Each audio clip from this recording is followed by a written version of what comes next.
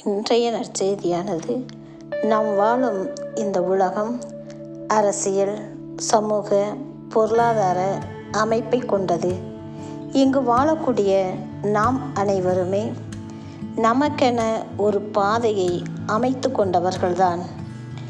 அந்த பாதை அன்று வாழ்ந்த பணக்காரனுடையதா, லாசருடையதா?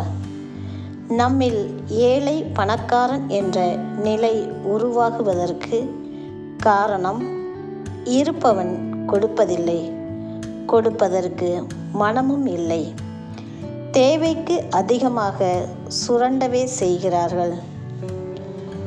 இல்லாதவருக்கு, வறுமையில் வாடுபவருக்கு, விளிம்பில் உள்ளோருக்கு உடுத்த உடை, உறங்க இடம், உண்ணும் உணவு கிடைப்பதில்லை. எனவேதான் மனிதனை நம்பி நம்பி ஏமாந்து போவதை விட இறைவனை நம்பலாம் என கடவுள் மேல் தமது நம்பிக்கையை வைக்கிறார்கள். இந்த பணக்காரனும் லாசரும் உவமையில் பணக்காரன் செய்த தவறு என்ன? அவனிடம் யாரும் லாசரை பற்றி சொல்லவே இல்லையே. வீட்டு வாயிலில் அமர்ந்து இருந்தவனை கண்டுகொள்ளாமல் இருந்தது மட்டும்தான் அவனுடைய தவறு. நமது விவிலியத்தில் பணக்காரனுடைய பெயர் குறிப்பிடப்படவில்லை. யார் வேண்டுமானாலும் பிழைத்து கொள்ளலாம், பணக்காரனாக மாறலாம், ஏமாற்றலாம். ஏமாற்றுபவன் வசதி படைத்தவனாக வாழ்கிறான். ஆனால் ஏழைக்கோ லாசர் என்ற பெயர் குறிப்பிடப்பட்டு இருக்கிறது. லாசர் என்றால் கடவுள் உதவி செய்திருக்கிறார் என்ற பொருளாகும்.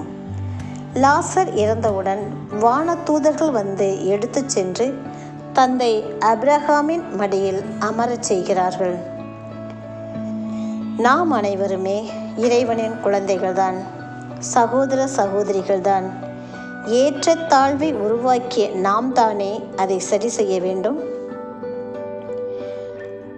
நம் அருகில் வாழும் ஏழைகளை, வறுமையில் வாடுவோரை, தனிமையில் தவிப்போரை இனம் கண்டு தேக்கு மரம் போல் காலம் வரட்டும் என்று காத்திருக்காமல் வாழை மரம் போல் வாழும் பொழுதே நமது நேரம், திறமை, ஆறுதலான வார்த்தைகள், வழிகாட்டுதல்களை கொடுத்து விண்ணக வாழ்வுக்கு உரிமை உள்ளவர்களாக நாம் மாறுவோம். பணக்காரன் ஏமாந்தது போல ஆபிரகாமையும் இறைவாக்கினர்களையும் லாசரையும் வரவேண்டும் என்று எதிர்பார்க்காமல் நமது காலடியை, நமது எண்ணங்களை, நமது லட்சியங்களை இறைவன் பாதம் திருப்புவோம். வாழும் பொழுது வாழ்க்கை வசமாக மாறட்டும்.